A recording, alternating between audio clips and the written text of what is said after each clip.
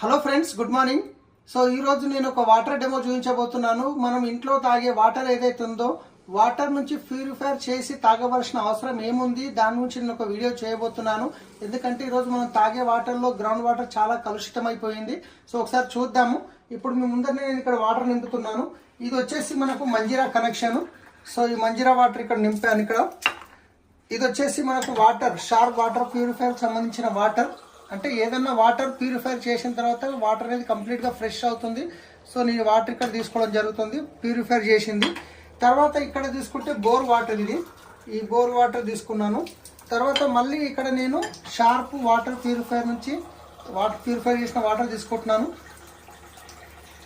So ఈ రెండు అనేది ఇక్కడ నేను పెడుతున్నాను. ఇప్పుడు చూడండి, అయితే వాటర్, గ్రౌండ్ వాటర్ ఏ విధంగా కలుషితం అయిపోయింది అనేది నేను ఇప్పుడు చూపించబోతున్నాను. సో ఇక్కడ చూసుకున్నట్లయితే ఇంతకుముందు చెప్పాను కదా,